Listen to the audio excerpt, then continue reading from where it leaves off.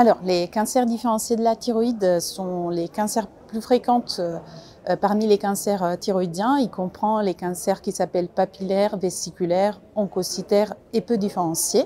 Ces cancers, traditionnellement, sont traités avec l'iode radioactif, qui est un traitement qui est très ancien, qui marche très bien. Malheureusement, à peu près dans 2/3 des formes qui ont des métastases à distance, ces traitements ne servent plus parce que les patients deviennent effectivement réfractaires. Le traitement par iode radioactive exploite la capacité des cellules de fixer l'iode et grâce à l'action de la radioactivité, ce traitement va détruire les cellules cancéreuses thyroïdiennes. Si les cellules cancéreuses perdent leur capacité de fixer l'iode ne pourra pas agir là-dessous. Avec les traitements qu'on appelle de rédifférenciation, on essaie de rétablir la fixation de l'iode au niveau des tumeurs et donc de pouvoir enclencher l'action thérapeutique à ce niveau.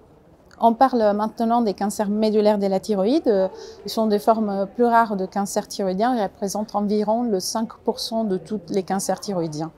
Ces cancers ne sont pas guérissables quand ils sont en forme métastatique à distance et leur traitement relève des médicaments qu'on appelle inhibiteurs de tyrosine kinase à action anti-angiogénique. Ces traitements sont des traitements à prendre au long cours et pour lesquels malheureusement il y a des effets secondaires qui sont possibles. Grâce aux nouvelles connaissances au niveau de la génétique des tumeurs, on sait que beaucoup de ces tumeurs, environ le 70%, ont des altérations au niveau d'un gène qui s'appelle RET et des médicaments spécifiques contre cette anomalie génétique ont été développés et ont donné des résultats très prometteurs. La tolérance à ces nouveaux traitements anti-RET sélectifs semble être bonne et on espère que de plus en plus de patients pourront en bénéficier.